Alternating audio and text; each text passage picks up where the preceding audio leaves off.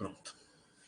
Então, hoje a gente vai dar início, né, à nossa live aí, vai falar um pouquinho sobre a temática, o uso da análise descritiva ADQ como ferramenta para interpretação detalhada das respostas sensoriais. Faz o fechamento, então, do conteúdo da parte sensorial na semana que vem nós entramos no tópico de higienização. Leandro, por favor, a palavra está contigo.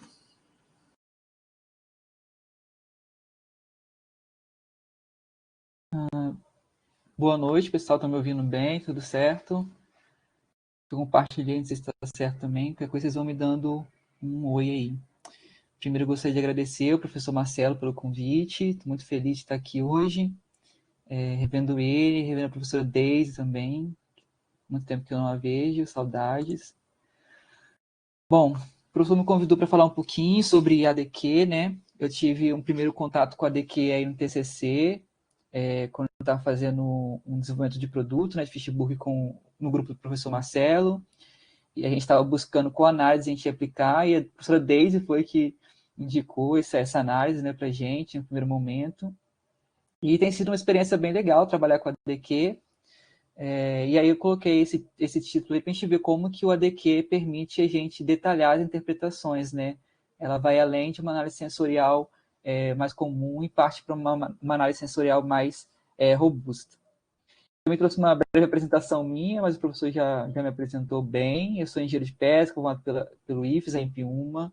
Fiz mestrado em Ciência e Tecnologia de Alimentos pela Exalc, que é o campus da USP em Piracicaba, aqui no interior de São Paulo. Depois eu fui trabalhar na Secretaria de Agricultura e Pesca em Brasília, onde eu assumi a chefia da divisão de ordenamento da pesca da região sudeste. Também fiz um MBA em Marketing pela USP também. Atualmente faço doutorado em Ciência dos Alimentos na Faculdade de Ciências Farmacêuticas aqui no campus da USP de São Paulo mesmo. E a minha linha de pesquisa atual é nutrição experimental, onde a gente faz um estudo clínico com humanos, avaliando a resposta fisiológica pós-prandial à ingestão de diferentes fontes de músculo alimentar, né? Músculo de peixes e de carne. Um pouquinho fora de análise sensorial, um pouquinho fora do que eu vinha trabalhando com tecnologia de alimentos, mas seguindo na linha de pescado. Bom, falando um pouquinho de análise sensorial, eu gosto muito desse artigo da Nature, né, que ele vai falar o porquê, a importância da análise sensorial, das propriedades sensoriais para o alimento. E o Stone fala que a informação sensorial deve ser parte integrante do produto, seja na fase da formulação ou na fase de comercialização, ou seja, em todo o processo, né? E quando bem sucedida, satisfaz as expectativas do consumidor. Vocês já viram um pouquinho, né? O professor comentou que vocês acabaram vendo já sobre os métodos sensoriais, então tem os métodos discriminativos, métodos descritivos e afetivos, e hoje a gente vai se focar nos métodos descritivos. Dentro desse método descritivo tem a análise ADQ, né?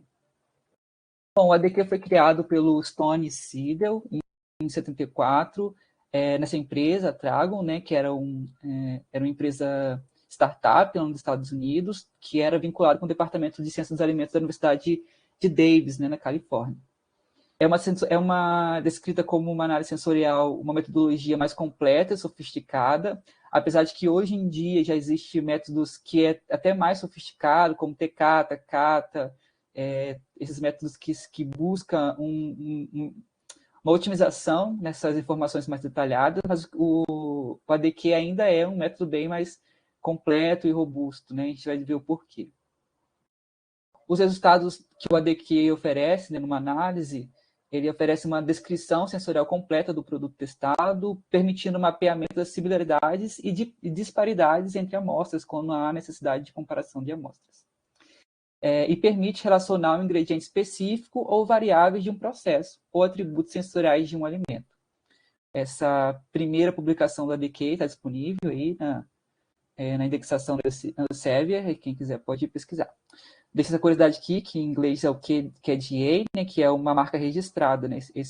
Essa análise é uma marca registrada.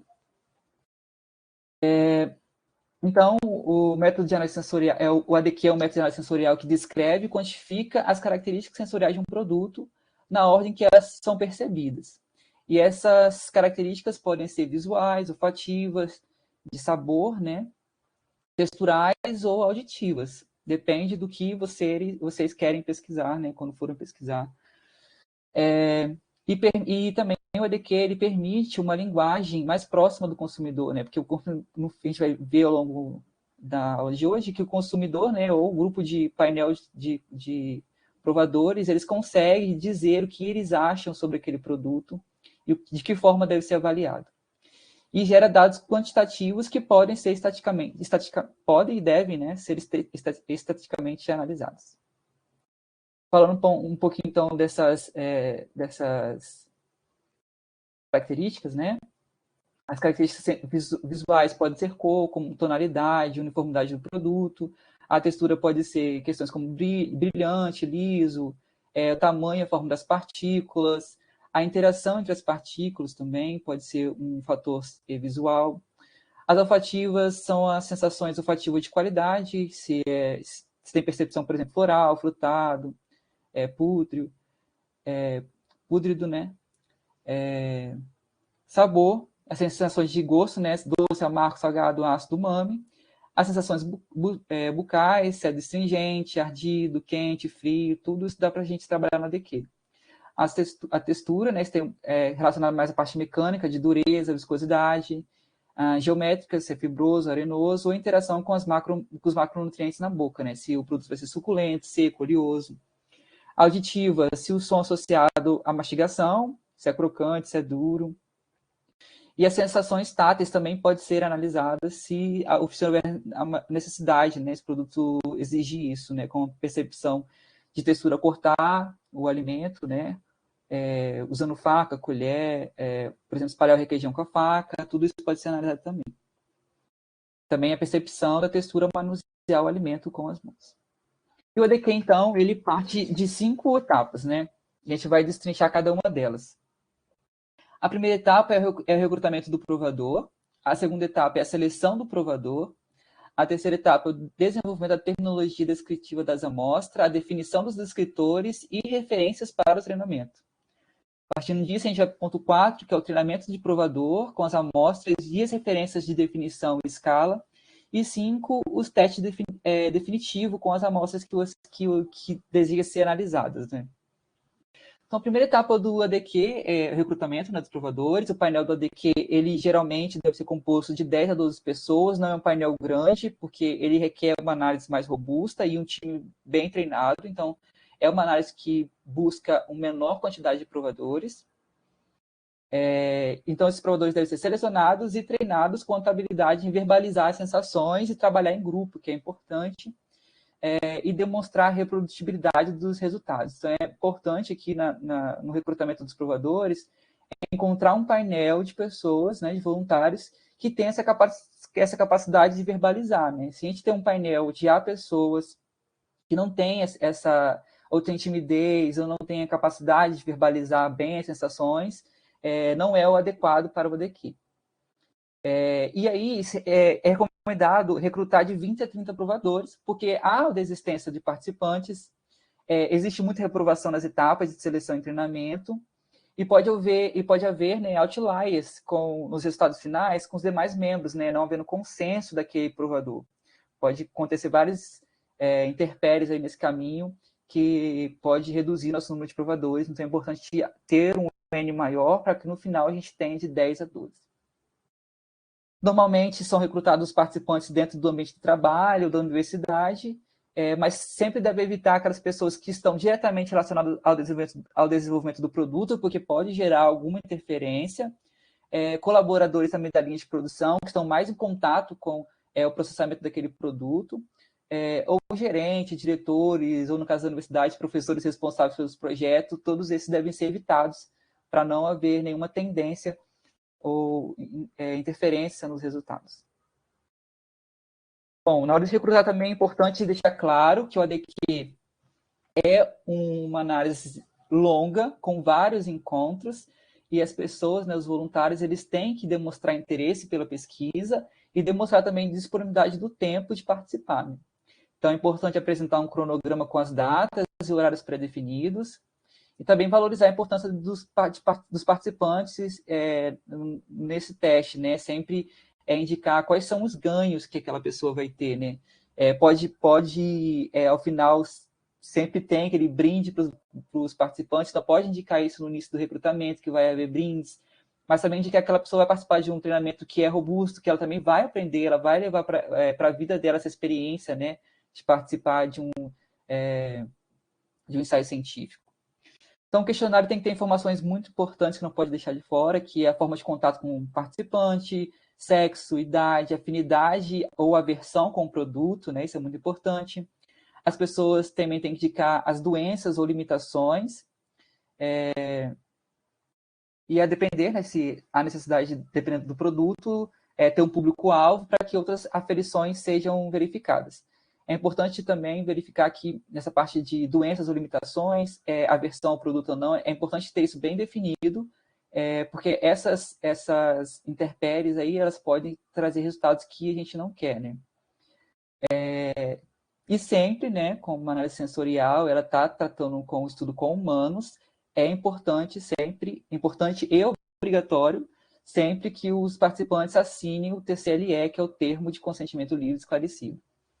A legislação está aí para quem quiser anotar. Sempre tem que ir lá na plataforma Brasil, cadastrar esse experimento, né? E deixar o participante ciente dos termos. Bom, ainda sobre o recrutamento, é necessário que a gente faça alguns testes desse recrutamento para ver se a pessoa tem capacidade de fazer uma avaliação visual, que é basicamente o que o ADQ faz, né? Na hora de transportar o que ele está sentindo, a sensação dele para o papel, ele vai ter que usar uma escala visual. E também pode ser perguntado se o provador ele tem um conhecimento específico sobre o produto ou ingrediente a ser analisado. A depender do produto ou do segmento que vai ser aplicado esse teste, é necessário, né, ou é esperado que os participantes tenham prévio conhecimento que pode auxiliar na análise desse produto, né? Então, o teste de recrutamento mais utilizado é esse teste de escala visual para verificar se os participantes têm capacidade visual de marcar, de utilizar, né, uma escala visual. Então, normalmente é uma linha, né? E nessa linha tem uma figura geométrica rachurada e é pedido, né, que o participante marque na linha a porcentagem relacionada à rachura desse desenho, que é um círculo, 50%, então mais ou menos 50% aqui para ter noção do que é um quarto e o que não está. Sempre essa é o tipo de escala visual mais utilizada. Eu não estou vendo vocês, mas se alguém tiver pergunta, se for muito específica sobre o tópico que a gente está falando, pode perguntar. Bom, então, partindo daquela etapa de recrutamento, né? A gente vai para a seleção, então. A gente tem os inscritos e a gente parte para a seleção. É importante que os provadores estejam saudáveis, né? Que vamos tratar de um alimento, então a pessoa tem que estar em boa qualidade e boa capacidade para avaliar esse produto. Ter uma boa memória sensorial, referida aí à repetibilidade de julgamento, que é uma análise que a gente vai ver na nossa frente que é necessário fazer para provar esse provador, né, esse voluntário. Tem que ter boa habilidade descritiva e um bom poder discriminativo. E aí a gente passa também para os testes de seleção, né? Aquele teste anterior, a gente fez um teste para verificar que aquela pessoa está qualificada para participar desse painel, dessa seleção, e aqui a gente vai selecionar de fato. E os dois testes mais utilizados aí para a seleção dos provadores desse painel o reconhecimento de odores e de gostos básicos. Eu deixei aqui, né, para quem trabalha aí nas indústrias, a referência da ISO desses dois testes. Tem tempo que eu não verifico, a ISO está sempre atualizando, mas se vocês colocarem essa referência, vocês vão conseguir achar ali indexado se há alguma atualização. Bom, o teste de reconhecimento de sabores é aquele teste onde a gente vai oferecer o material odorífero, pode ser alimento ou não, e são apresentados em recipiente codificado, fechados, para que o provador não tenha, no candidato, não tenha acesso a visual ao produto, né? Exemplos de produtos que são utilizados: cravo, canela, alecrim, orégano, café e essências sintéticas de alimentos, né? E após a identificação dessas amostras, o provador ele confere se ele acertou ou não. Numa ficha, né, ele vai colocar o que ele acha que ele depois vai verificar se ele acertou ou não. e qual é a frequência de contato com esse produto. Então, são 2 pontos, né? A precisão, se ele de fato acertou, e a frequência de contato dele com esse produto. E a gente faz esse cálculozinho aqui, né? Onde se ele fez a exata identificação, ele vai ganhar uma nota de 3. Se o produto foi correlacionado, ele vai colocar um valor 2, E se ele descreveu o odor, se ele falou, senti um odor cítrico e era uma laranja, ele vai ganhar um ponto 1. E se nenhum descritor que ele indicou faz sentido com essa amostra, ele tira um 0, né? E a frequência, né? Depois que ele soube quais são os produtos, ele marca a frequência. Se ele frequentemente tem acesso a esse produto, ele vai uma nota 3, se não, ocasionalmente 2, se nunca 1, quase nunca 1, se nunca 0. E para selecionar, deve ser selecionado aqueles participantes que acertarem 80% do valor total dessa pontuação, né? Aqui trouxe um exemplo das fichinhas, né? Essas fichas foram que a gente usou no meu TCC, se não me engano. A gente colocava lá, né? As pessoas preenchiam qual que era o odor que ela identificou ali, né? E depois que a gente apresentava, ela marcava qual era a frequência de contato. Aqui também é outro tipo de... Não, na verdade aqui é do gosto, né? Que eu vou falar mais pra frente. Isso. E aí o teste de gostos básicos são cinco gostos básicos, né? Que são padronizados nessas soluções aí. Essas soluções são padronizadas já pela literatura. Então, para o doce, a gente usa 2% de uma solução de sacarose, salgado, uma solução de 0,2% de NaCl. De ácido, a gente usa o ácido cítrico a 0,07%. Amargo, a gente usa cafeína, 0,07% também. E o MAME, a gente usa o glutamato monossódico a 0,2%. Essas soluções devem ser apresentadas de forma aleatória entre os participantes e requer que os participantes acertem 100%, né? Que são gostos muito importantes, né? Para que o provador tenha a capacidade descritiva. Caso o grupo que foi selecionado uma parte expressiva, né? Que às vezes a gente precisa daquele N, não consiga acertar, é possível que se repita, né? Essa avaliação para que essa pessoa tenha nova oportunidade de acertar. Aqui também eu trouxe um exemplo como a gente já trabalhou com esses testes de gostos básicos e odores, né? Normalmente eu uso um copinho, eu recubro ele por dentro e em cima com papel alumínio e faço uns furinhos em cima. E as soluções também ficam aqui já prontas também para que sejam avaliadas, né? Bom, foi feita então a seleção desses provadores com base nos testes, a gente passa então para o desenvolvimento da terminologia descritiva das amostras, né, e a definição dos descritores e referências, que é aí uma das partes mais importantes do ADQ.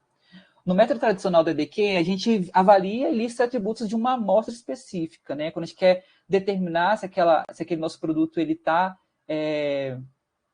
com uma boa aceitação sensorial, a gente quer listar os atributos que são de intensidade, ou ver algum atributo que deseja ser estudado naquele produto, a gente usa essa avaliação desse produto.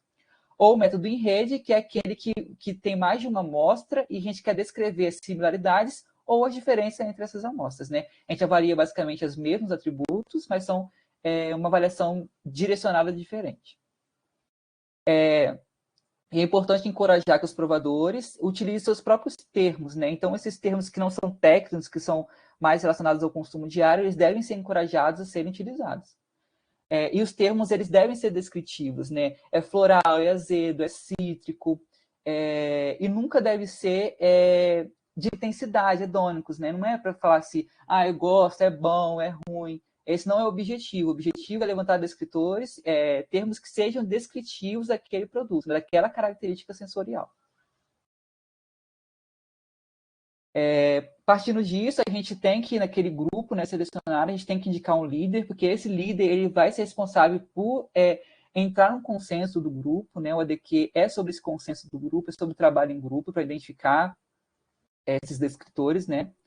E na sequência da indicação desse líder, da seleção, da indicação desse líder, os provadores se reúnem, né, sob a supervisão desse líder, que vai ser melhor orientado pelo responsável pela pesquisa, e discute os termos gerados por cada provador, né?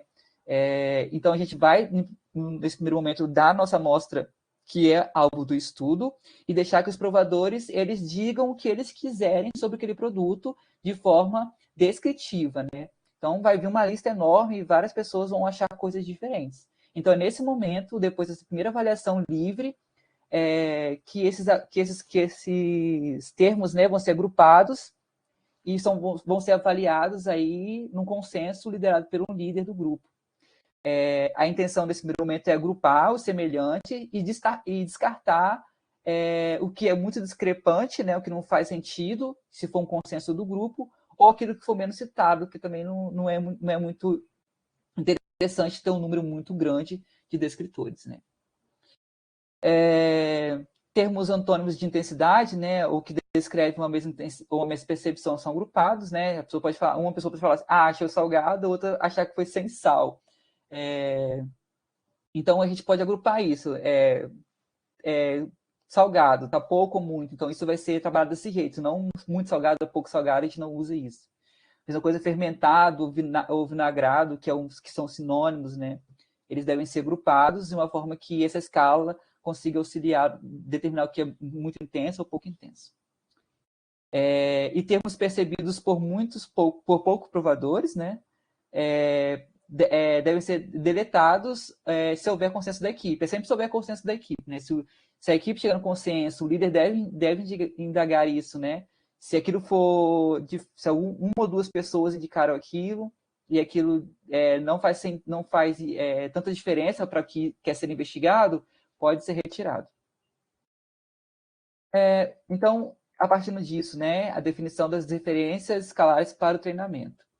Então, a gente tem agora os descritores, eles foram agrupados, selecionados, excluídos aqueles descritores que não fazem,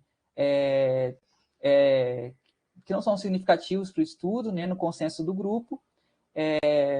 Chegou, então, quais são os termos descritivos que serão utilizados e precisa fazer a definição de cada termo, né? Esse termo tem que estar bem definido, precisa ter os materiais de referências, e caso não se tenha consenso nessa sessão, nessa primeira sessão, ela deve ser refeita, né? Se houver uma discussão que não tenha sessão, não tenha consenso entre os termos descritivos, um grupo acha que tem que tirar algumas coisas, mas tem que manter, ou faltou alguma coisa, a sessão ela não está chegando no consenso, ela tem que ser suspensa e deve ser refeita em outro momento para que as pessoas consigam avaliar de uma melhor forma o que elas acham importante para ser estudado.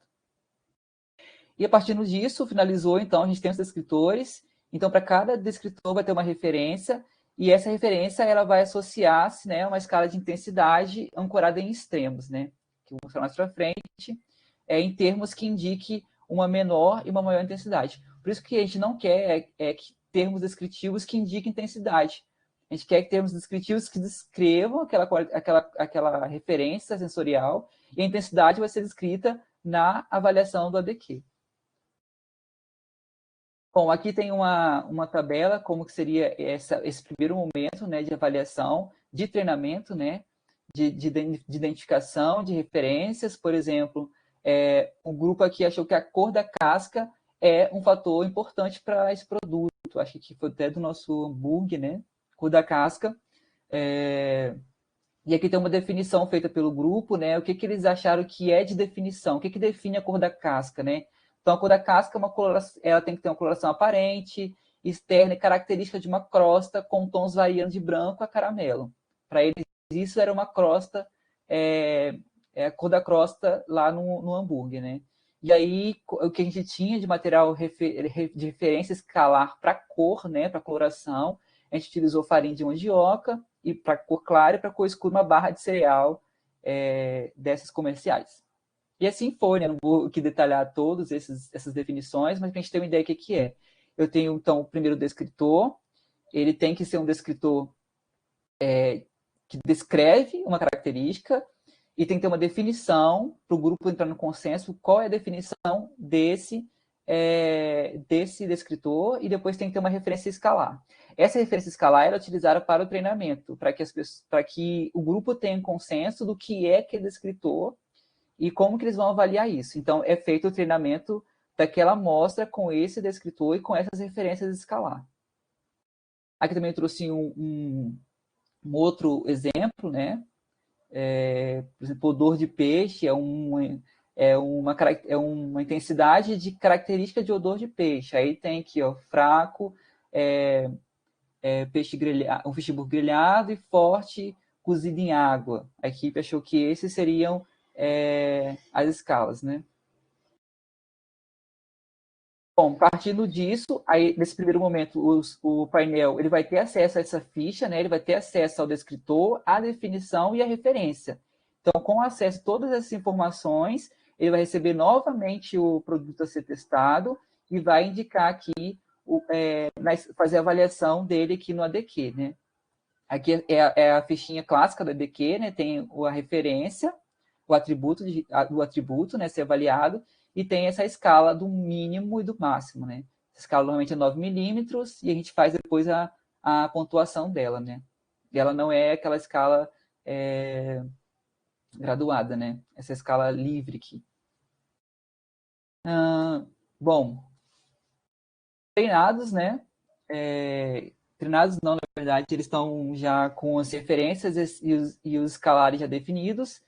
A gente parte, então, para essa etapa de treinamento, onde os termos já foram definidos, as referências já foram avaliadas, e aí o treinamento vai ocorrer com a utilização das amostras a serem estudadas.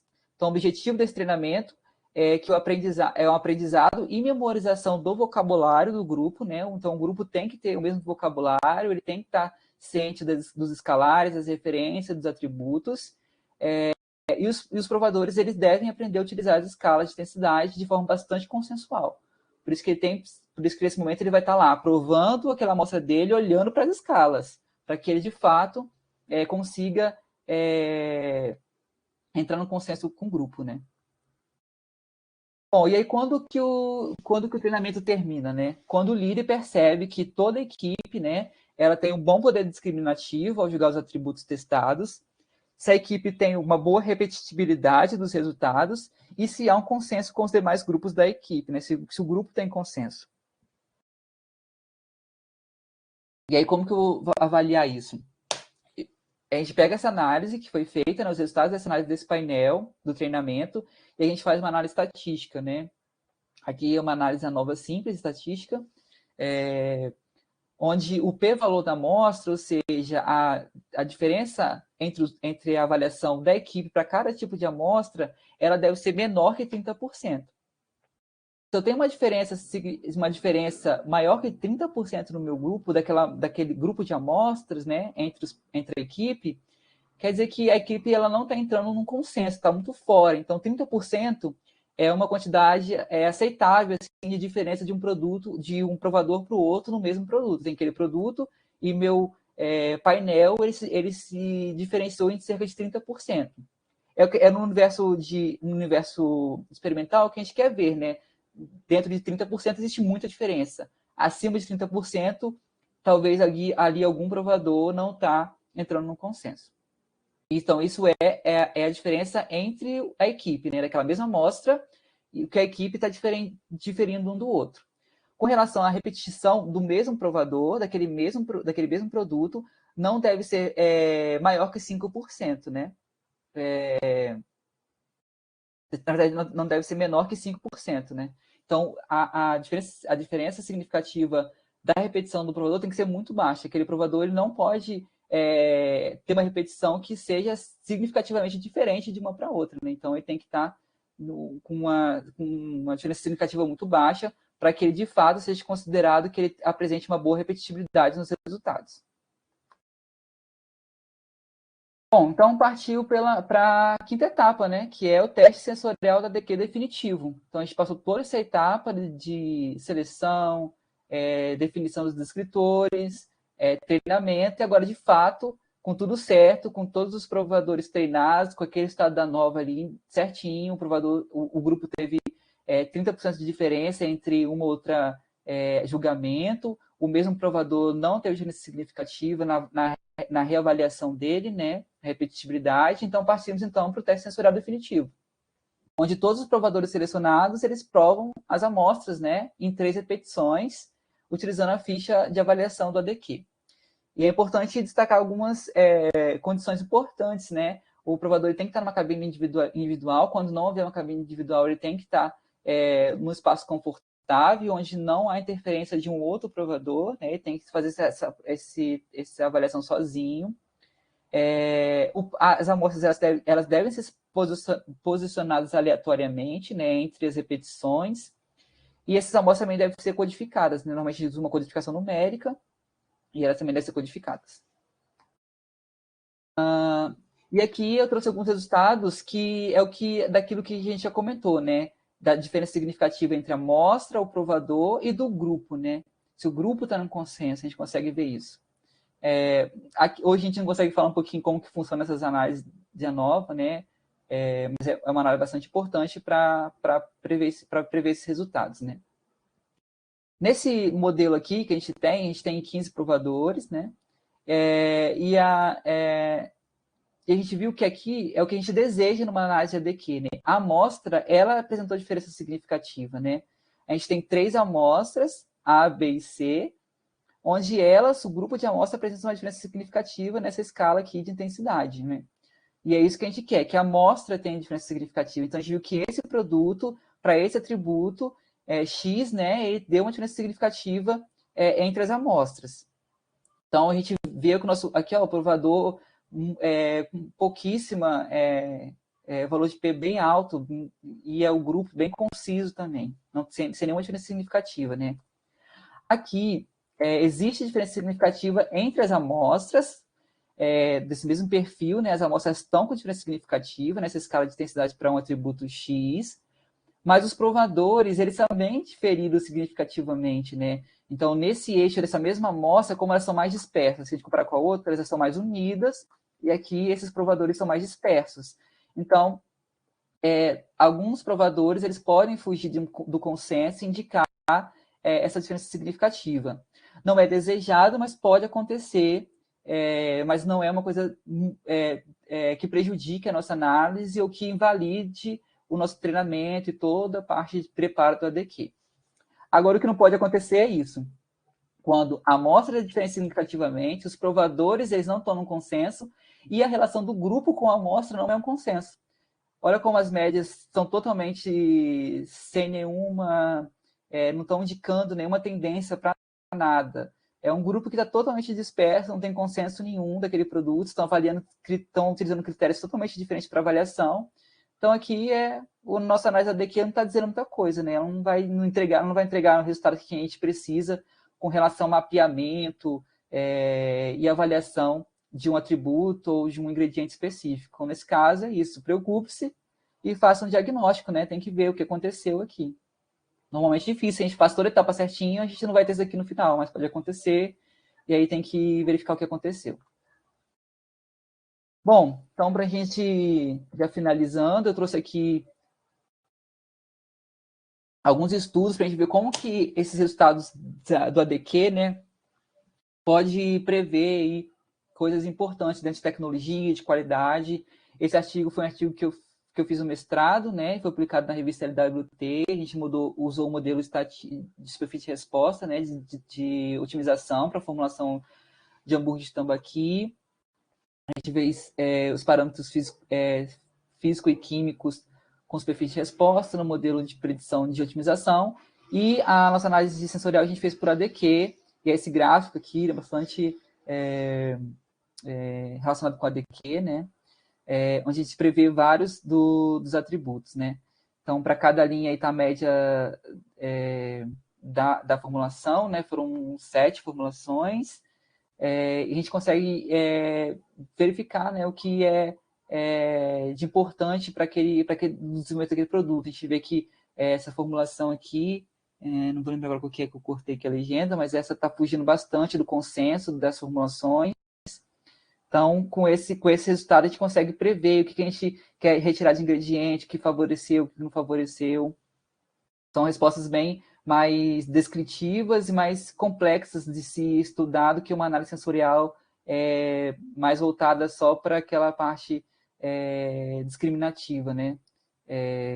Ou afetiva. Aqui foi também um artigo nosso também com o professor Marcelo, aí no IFES, onde a gente fez também a adição de farinha de aveia no fishburger de salmão. Foi artigo publicado nessa revista, né, Aquatic Food Product Technology. E nosso modelo ele conseguiu estatisticamente prever várias diferenças significativas aqui, né?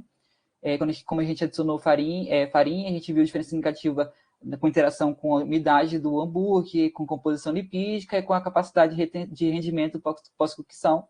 E nesse estudo a gente teve menos descritores, né? Foram 7 descritores que a gente verificou, mas nesse estudo a gente não indicou diferença significativa entre os descritores, né? Porque a gente queria ver mais uma questão textural do produto, a gente verificou que existe diferença textural, mas o grupo não identificou uma diferença significativa aqui no estudo de ADQ, até porque a gente não tinha um controle sem farinha nesse estudo, né? Todos os nossos ingredientes, todas as nossas formulações tinham farinha, porque a gente queria substituir a gordura por farinha.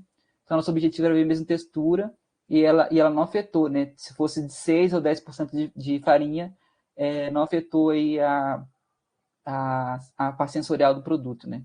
Foi um estado bastante interessante aí para pensando em redução de custo, estabilidade do hambúrguer.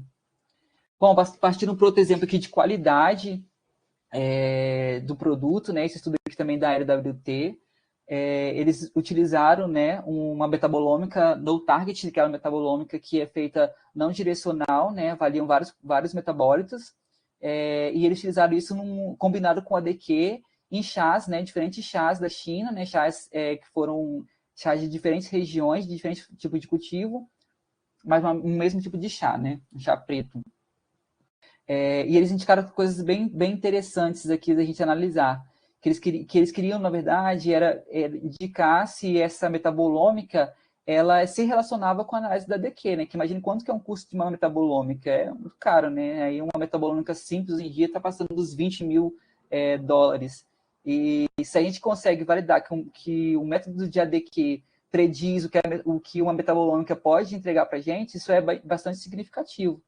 E aqui eles trouxeram, por exemplo, aqui na astringência, né, trouxeram que esse B3XY, né, que essa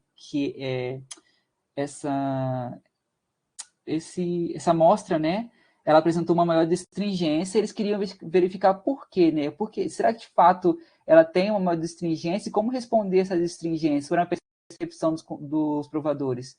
Jogando aqui nos estados da metabolômica, eles identificaram que essa mesma amostra ela tem um perfil de alguns ácidos específicos que não aparecem em outras amostras. Ou seja, para vários tipos de ácidos, ele tem uma maior intensidade, né? Que o verdinho está mostrando a maior intensidade e o rosinha está mostrando menos. Então, toda essa parte aqui, ele tem ácidos grupo de ácidos que não estão descritos em outras amostras. Então, de fato, o que os provadores identificaram como astringente aqui, quando você vai fazer uma análise mais aprofundada, de fato, esse produto ele tem um perfil de metabólitos que confere essa astringência ao produto percebido pelo painel treinado. Então, isso é bastante legal, como que o ADQ, de fato, ele indica aí respostas que a gente teria que se aprofundar muito, ele já aponta essa tendência, né? Bom, aqui é um outro estudo, né, publicado na Food Chemistry, que eles queriam avaliar. Na verdade, daqui eu trouxe para a gente mostrar o PCA, né, que é essa análise de compostos, componentes principais, que é uma análise bastante usada também para o ADQ, que é um modelo de multivariáveis, né, que também prediz a relação de uma determinada amostra com aspectos de atributos, né? Então, aqui para cada amostra ele está mostrando como ela se relaciona com esses atributos também, que é uma outra forma de se mostrar o ADQ, uma forma bem mais robusta, um tratamento estatístico bem mais aprofundado. Mas normalmente também é utilizado para o ADQ, o PCA, que também nos diz coisas bem interessantes. E aqui também uma outra utilidade do ADQ, né, também para controle, né, de adulteração e detecção de descritores em produtos, né? Então aqui nesse estudo de ADQ aqui, eles fizeram um queijo com adição de óleo vegetal, né, que não é um óleo para ser utilizado em queijo, que é utilizado como adulteração. E eles então fizeram um tratamento controle, um tratamento com adição desses óleos vegetais, nessas concentrações aqui, de 5 até 50 gramas por litro, e eles deram para os provadores no painel treinado. Era o que aconteceu quando jogou aqui no PCA. De fato, os provadores treinados, e isso aqui, se a gente coloca num painel de provadores que não é treinado, um painel que é só de provadores que não passaram com treinamentos prévios, não conseguem identificar essa diferença, mas aqui conseguiram. O PCA está indicando que, de fato, as pessoas, os provadores, né, jogaram bem longe aqui o controle, né, com os outros tratamentos que tiveram adição desse óleo vegetal, que no dia a dia, muito dificilmente, a gente, em casa ou com qualquer outro tipo de produto que tem algum tipo de adulteração, a gente não percebe, mas com painel treinado foi possível perceber essa adulteração, né? Indicando essa adulteração. De fato, esse que seria o mesmo produto, ele se diferiu. E também eles trouxeram vários outros indicadores de que pode ser utilizado como falsificação para esse tipo de produto, né? Enfim, vários outros atributos aqui foram análogos, né? Ou predizer o que esse produto seria um produto que tinha alguma adulteração com o controle que eles utilizaram. Bom, é isso. Acho que a ideia era que fosse mais breve, né? Para falar um pouquinho como funciona a DQ. Acho que muita parte da DQ é estatística, mas acho que não tinha tempo da gente poder discutir a parte de estatística aqui. Mas é isso, agradeço, tá meu e-mail aí, quem quiser entrar em contato com alguma dúvida. Se alguém tiver pergunta também estou à disposição aí para a gente debater esse tema.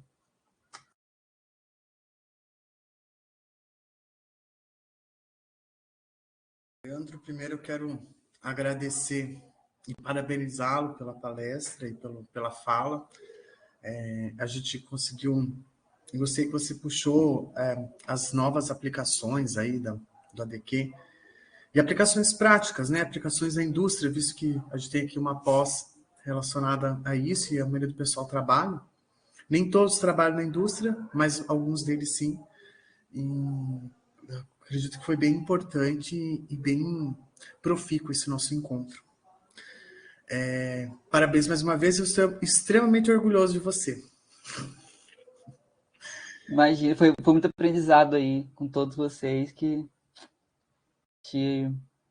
o início foi muito importante. Pessoal, alguém tem alguma dúvida com relação a ADQ? A gente finaliza então o nosso tópico relacionado à parte da análise sensorial, né, em alimentos. Leandro, vamos ver se alguém tem alguma dúvida, se alguém quer falar alguma coisa, professora Deise, professora Monique. Fiquei. Fiquei, Deise, fiquei. Até chorei quase. Vou até aparecer. Boa noite, pessoal. Boa noite, professora. Quanto tempo? Todas. Boa noite, professor Marcelo. Boa noite, Leandro. Nossa, que saudade, Leandro. Cadê o óculos? Vou colocar até o óculos para ver melhor você. Muita saudade. Pedir licença aqui a turma, né, para fazer esse momento assim de matar a saudade desse nosso egresso, que realmente faz tanta falta, né, no nosso grupo de pesquisa, principalmente, né, professor Marcelo, fez aí grandes... Mas ele ainda está aliado ao grupo, viu? A gente vai trabalhar junto com as novas informações que ele me passou. Maravilha, fico feliz com essa novidade. Fez importantes contribuições, né, Leandro? Como você trouxe algumas aí na apresentação. Então, queria, assim, agradecer imensamente, né, você poder ter um tempo aí também desse corre que você deve estar no seu doutorado, ter esse tempo, né, de trazer informações tão importantes para a gente, bem atuais, e como o professor Marcelo falou, bem aplicadas, né, porque quem não está no dia a dia da análise sensorial parece ser uma coisa muito abstrata, né? E, assim, a tua apresentação, ela foi muito precisa para mostrar que a análise sensorial é uma ciência, né? É uma ciência e ela tem dados extremamente importantes para qualquer produto alimentício, né? Não tem como desassociar a produção, né, e a qualidade, né, que é o nosso foco aqui no curso, não tem como falar de qualidade de um produto alimentício sem não analisar, né, a parte sensorial. Então, parabéns por essa excelente apresentação e, né, retorne aí quando for possível para a gente se ver pessoalmente, tá bom? Obrigada mais uma vez. E eu que agradeço, professora. Quando tiver a oportunidade, vou voltar aí, sim. Desculpa interromper. Não. Obrigado, professora Deise, obrigado pela fala, obrigado, Leandro. Espero que você também tenha aproveitado esse momento. A gente sabe que palestras e interação via internet às vezes parece ser meio frio, mas eu tenho certeza que essa aula está gravada, ela vai ficar disponível, porque nem todos os alunos conseguem assistir esses momentos síncronos, visto que muitos trabalham. E se alguma dúvida surgir, eu posso até encaminhar para você, se assim for, tá? Mas, mais uma vez, eu agradeço a sua presença, a sua disponibilidade de tempo, e sabemos que o tempo é extremamente importante, e tempo é tempo. E hoje em dia, a gente não tem muito tempo para fazer as coisas, né? Uhum. Mas muito, muito, muito mesmo, obrigado. Obrigado de coração por esse momento que você disponibilizou aí para passar essas informações mais atuais aí sobre a questão do ADQ. Imagina, eu que agradeço, professor. Foi uma oportunidade bem legal, gostei muito. Rever também algumas coisas novas também. E aí, se precisando, estamos aí, só chamar. Muito obrigado. Leandro, eu vou dispensar você, porque não tive nenhuma pergunta, e só vou passar um recadinho para a turma aí dos trabalhos que eu preciso passar informação. Marcelo, eu acho que, desculpa interromper, mas eu acho que tem alguém digitando no chat. Ah, Não tá. sei se é Espera aí. perguntas, mas assim, aproveita e dou essa cutucada na turma, né, pessoal? Vamos lá, É gente. verdade, né? Se tiver alguma pergunta aí, eu acho que agora Agradecimento. é a oportunidade, né? Aproveitem. Aproveitar para sugar o Leandro, que é a pessoa mais expert em ADQ que passou pelo campus. Depois disso, não mais. Não way. Temos alguém digitando. Só um minutinho. Um agradecimento. Imagina, obrigado, gente. Obrigado, Jacqueline, Janiara. Foi legal. Qualquer coisa, Leandro, pode chamar a gente. Estamos nessa parceria, Instituto, Leandro, Isal. Beleza? Beleza, obrigado, Abraço, tchau. tchau, tchau. Professora Monique também tá aí. Beijo, professora Monique também, saudade. Tchau, gente. Obrigado. Beijo para vocês. Obrigado, Leandro. Pessoal, eu queria passar para vocês agora um pouquinho, se vocês têm dúvidas com relação ao trabalho que foi passou essa semana. Alguém tem alguma dúvida com relação à montagem dos grupos? Grupos, vocês acreditam, conversei com a professora Deise, todo mundo já tem os seus grupos, são 5 grupos. Cada grupo, por favor, eu só vou solicitar que essa divisão seja mais ou menos equânime entre os 5 grupos. Não adianta nada ter um grupo com 13, outro com 7 ou 8 pessoas, 8 alunos. Para falar aí dos temas relacionados, então, aos conteúdos até aqui abordados, né? Que seriam a aplicação das características sensoriais nos produtos cárneos, nos produtos lácteos, na panificação, nos produtos de pescado e nas frutas e hortaliças. O trabalho, como está bem explicado lá, estruturado, conforme a orientação na página do AVA. E se vocês tiverem alguma dúvida, por favor, entrem em contato, tá? Mais uma boa noite a todos e espero revê-los na semana que vem. Talvez eu vou abrir um momento para tirar dúvidas com relação à elaboração do trabalho. Provavelmente será na quarta-feira, mas assim eu confirmo no decorrer da semana, tá? Abraços e boa noite para todos. Pessoal, Marcelo, só comentar algo com Pode os falar. alunos. A gente pensou em participar também da live justamente para ter esse momentozinho final com vocês, gente. Porque geralmente é troca de mensagem, né? Então Uhum. agora pelo menos vocês podem ouvir nossa voz. Vou abrir minha câmera aqui, desculpa. Eu queria só informar para vocês que eu estou fazendo a correção das atividades, né? Então, estou mandando os feedbacks para vocês lá. Então, qualquer dúvida que vocês tiverem, algo que não ficou esclarecido, vocês, por favor, entrem em contato. E se surgir